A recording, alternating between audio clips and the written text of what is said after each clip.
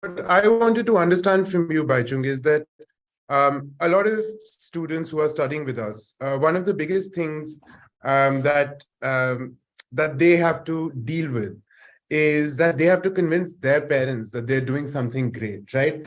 Coming from the background that you do, and coming from a space where most sports persons on a state level and a national level are looking to get those government jobs, they're not looking to break into international sports. Your motivation was to play for India one day. Yeah. I'm sure there was not the best of support structures coming from around your family who would want you to have like a regular government job, right? I want to know, like, what kind of pressure did that put for you, and how did you overcome that pressure? See, I think every parent would want their son to do well, and especially I think when you're put into into boarding schools and into academics, they expect you to do well in studies and then go on to get job with either government or into corporate world.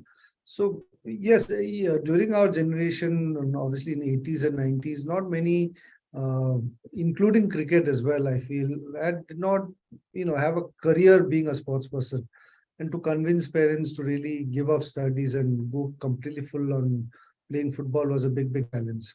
So I think that's where I think now things have changed quite a lot. Still, I think sports does face, though despite a lot of facilities, opportunities, still I think apart from cricket, other sports to make a career, there is still a lot of no from the parents.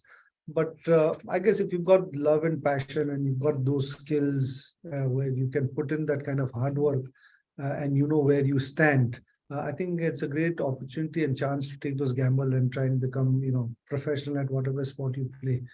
But apart from that, I think you also should realize yourself the kind of talent you have and the skills you have to become successful. And if you're not, if you feel that you're not being able to do it, then sometimes there is a moment where you have to say that, no, this is not for me. I need to change my course and get into something else. So yeah, I think that is where in sports you need to make those judgment. You need to take those risk, and you need to also say that yes, I can make career, or sometimes say that no, it's not happening. Right. I really appreciate such a candid answer from you. A lot of our students are also now looking at the news that's around us. There is a lot of turmoil in the economy, and because of which, they are questioning themselves and so on and so forth, right? One of the things that sort of doesn't go away, no matter what it is a person's skills of doing something, right? And I'm sure in your football, career, you've had some setbacks.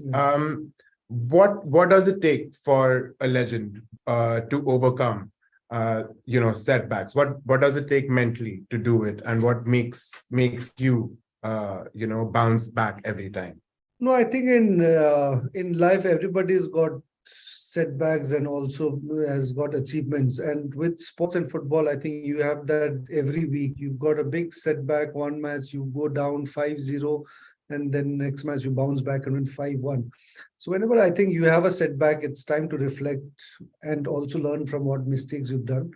And if you've got enough time within that period also to make sure that with wherever skills you're lacking, to work on those skills and make it better, and that gives you that opportunity. But it also with sports you learn is that there is always the next match, which is always you look forward to it. You can't just cry about and feel sorry about the last disaster match you had, because you've got to prepare for the next game, and that happens even if you do well.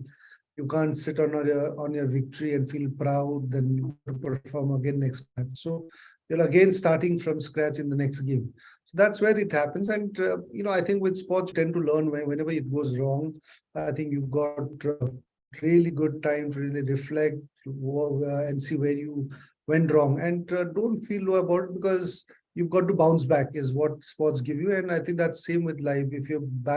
If you right now with a lot of jobs getting cut in IT sector, it's not end of the road. I think you've got that skill, and maybe you don't have it enough, then you can also polish it, work hard, and make those skills even better. But that is the skill you have, and you have to keep trying. and looking for better opportunities, and at the same time also making sure that your skills are all more even better than what you were in the last job. So I think those are the kind of things you can do when you lose your job. Keep looking forward for the next job, but also work on those skills which you felt that made you lose the job. And then when you apply for the new job, you're more skilled and you've got more opportunities, more I think energy as well as more options to offer. I'm so glad. And that's, Prepleaf and Masai have been on a mission to sort of skill students in a way that they have a sustainable career rather than just, Yeah. get them a job. And that's a really important thing that I think not just for our students, but also for me to sort of know. One of the things that is interesting to me in your journey has been that you're a man with many hats. You not, I mean, from being obviously the footballer that you are, to being in a TV show, a reality TV show, and winning it, and to now like entering into politics. When you approach something new, because a lot of our students actually, they change their streams and they change their educational backgrounds and they look at something new, and for the very first time, which is becoming a software development or a data analyst. When you approach something new that you're doing in your life, what mentality do you have when you approach it? And what is the inner voice that tells you that, you know what, I can actually do it? Well, I think when you change, first thing is you need to have that commitment. As I said again, I've changed from being footballer to entrepreneur to a politician. And am I going to be committed to what I'm doing is what I need to really decide. And if I've committed, then I'll have to go all out. And it's not going to be easy to succeed, and which I've not. Politically, I've not achieved anything. I've lost 3 elections. But have I given up? No, I've not given up. I'm going to, even work more harder to really win it. So I think that is what sports has taught me, and that is how I think life should be. And you committed to it. You want to achieve success and you want to do well. But you'll have failures. And, after 10, 20 years, if I become a very successful politician, everybody would only say that, oh, it's possible, your thing. They only look at the achievement. But right now, as a politician, I'm a struggling politician. I'm working hard, trying to achieve that. And I think you need to stay focused and committed. And obviously, you need to make those sacrifices. But at the same time, it's not that you won't succeed. You'll have to keep working on it, and it'll happen. So yeah, one thing I always see when I go into new thing is that I want to stay committed. I want to work hard on that commitment which I've given, and make sure that I don't give up. I firstly have no doubt that, I mean, you've just started that journey and I wish you the best for it. But you have reached an echelon of success, and I think it is not wrong to say this, that you have done for football in India what Sachin has done for cricket in India, right? It is one of the things that you've been able to be successful beyond successful footballers in this country. There are a lot of successful footballers in this country currently, who are the newer generation with social media and whatnot, who are still not Bhaichung Bhutia, right? I want to understand the mentality and what are the key things that you can tell our students that they need to follow to be successful. I think first thing to be successful is, again, I keep repeating it, you need to really enjoy what you do and you need to be very happy doing it. And that is what I did with football. I was in love with the sport. I had a lot of passion. It wasn't that I wanted to achieve and make a career. I think I just wanted to play. And as a child, you only think that. And that's how it starts. And when you have that kind of, passion and love, then you tend to start working hard. You tend to start learning. You tend to start, building your skills even better. I think that's how you start off with. And I think apart from that, obviously, yes, you need a lot of sacrifices which you have to make. I've given up my studies after class 10. I had to make that choice. I had to take that gamble, which I took. And it could have failed, and I would have just been working somewhere in my village doing farming right now if I was not successful. So right now, since I succeeded in that, now people look at differently. But those are the gambles and risks you've got to take, and you need to also have the judgment of your own talent, how far you can achieve. And if you feel that you're not really making it and you don't have that talent and the quality, and I think it's important to really switch it and get into something which you are again uh, have that passion and desire and commitment to doing things. I was just informed that there were some problems in the audio in the beginning. I hope those have been sorted out because I'm having a great conversation with Bhaichung, and I hope you're listening to it as well. If you're watching us on YouTube, please subscribe to the Prepleaf channel. That is really important to us. We will share some really nice content with you, obviously with Bhaichung Bhutia coming up. And we will also share a vlog with you of what this event today was all about. Coming back to this. I think one of the things which we hear from our students the most, especially when they start working, is dealing with the real world stresses of being in an industry, because tech and especially a lot of our students go into startups and are obviously all the employees of Masai are also watching. So the whole Masai fam is being represented here. One of the things that people often talk about is how much effort and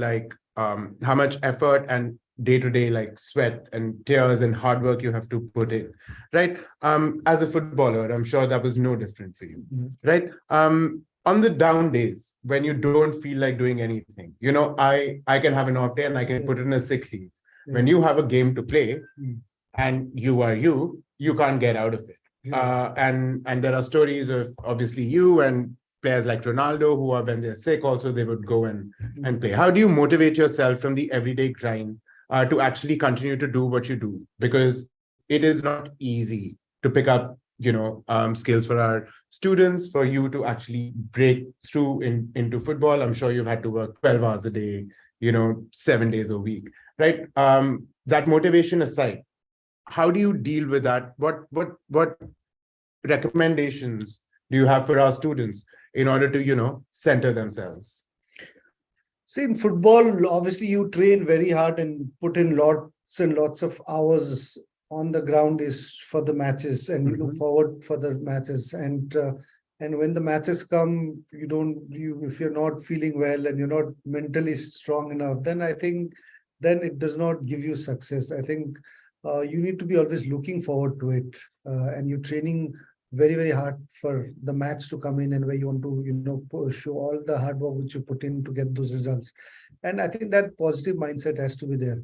And if you're looking only at saying that, oh, I'm sick, I can't play, then I think you should not be playing itself, if you've got that mindset. And that goes same with the workforce. Obviously, when you're working every day, you want to get result for the company, result for your own. That's the attitude you need to work in. But if you come with there's too much stress, there's too much load, there's too much, then I think you're going with the negative mindset, then you're not going to achieve much in your work. Then I think you're in the wrong job. So I think wherever you're working, you need to have, there's nothing as wrong, because you've got to put in. There are 10 laps if you have to run on a football ground. You're doing it, you're not doing it for anybody else, you're doing it for yourself. Yeah. So, and you need to do it with obviously it's difficult. You might not be able to complete that, but you put in that effort to complete it, because at the end, what you're looking at it is the achievement of you and your team. And that is same goes in the workplace. And if you go with that kind of stress, negativity and all that, then you don't succeed, so does your company don't. So then I think it's better to change the job where you feel that 10 laps is not a burden. It's something which I want to do for my own good and the company's good. So I think that's how you start preparing yourself mentally. Wonderful. Obviously, we're down to our last few questions, but one thing I wanted to ask you, which is of personal importance to me as well as I think everybody who is associated with us, is that you've been associated with Masai for about a year now. Can you tell us why did you actually decide to associate yourself with Masai? We obviously did want to work with you as well. But what have you found out about us, and how's this association been for you? No, I think it's been wonderful association, and the good thing about Masai is obviously the scheme. What they have is they give guaranteed job assurance to all the candidates who enroll with Masai or Prepleaf. And I don't think many companies in India do that. I just And want to correct as the person looking at the marketing that we don't guarantee jobs, but we do refund your money in case you don't get a job after after completing the so course. that is, I think, interesting because you guarantee, and if you don't achieve that guarantee, you refund the fees of the entire course what that the student is spent. So I think it's a wonderful I think scheme which I think there will be a lot of confidence from the students as well. There is definitely a pressure to Masai and Prepleaf to perform and achieve that. So for I think students, I think it's a great opportunity because they get into a lot of different sectors where they go train, but the job guarantee is not. And even if they don't get job, the fees are not refunded. So I think it's something very different and it's something very, very good. And I'm sure hopefully everyone there is 100% placement. I hope from We're my at side. 94, but we'll get there. Yeah, but I hope it becomes 100%. And if there is not as well, I think students are going to get refunds. So yeah, which is very, very interesting and very, very yeah. nice. We really do genuinely believe in the idea of what outcome-based education ought to be, especially with with the kind of skill gap, etc., that we have, which is actually leading to my last question. You are now a politician. I don't want to hear that you're a failed politician. You're an acting politician. You are still continuing to be a politician. I want to know your idea about what do you see the biggest challenge for the Indian youth? I want to understand if you have any suggestions for our for not just our students but also our all the Masai family that's attending this session from our office, on how can we elevate the youth of India, and more importantly, how can we close the skill gap which is becoming so pervasive in this country, which is leading to such distress. No, I think I don't know. Every youth will have to identify themselves what they're good at and what skill they can be good at, and then start doing on those particular skills. Because I think now with India, I think with the job opportunities, I think everybody is expert in particular skills. I think is got more opportunity to get and be successful in that job. So I think that is where, because right now we are also doing a lot of work or job or studies which we are not passionate and we don't want to do it, but because our parents want us to study certain stream, want to do MBBS or engineering, though we want to be a footballer. So that does not really help. So I think if you feel that you want to be a footballer, you've got that skill and talent, I think you should go for it. And that is what I think in other sectors, in jobs as well. I think if somebody wants to be a doctor, I think, have that desire to be and can put in that effort and hard work and are passionate to be doctors, then they should go for it. Though parents might want them to become engineer or something. So I think IT sector is something which, as I was hearing earlier as well, it's open to everybody. You can be a doctor, engineer, or a footballer. You can still be an IT. But I can't be a doctor because I don't have that qualification. So IT sector is, I think, a great sector for a lot of anyone to create their own opportunity, and it can be learned and skilled by everybody. Awesome. Bhaichung, we are at the end of this session, but before I go, I need you to do something. We have our entire Masai family here, as I told you, our students, our employees, people on YouTube who follow us, our social media, people from our social media following, everybody is here. So before we end this session, I want to give the stage just to Bhaichung so that he can leave a message for all of you guys. Take it away, Bhaichung. First of all, thank you for having me. I wish every one of you good luck and make sure that you're enjoying and you're doing your work with love and passion and wanting to always improve on your skills and on your work. And you never stop learning. I think you learn all the time, every day. And I think Masai and Prepleaf is providing a lot of great opportunity to a lot of students across India with a short job, if not refund, which is a great scheme.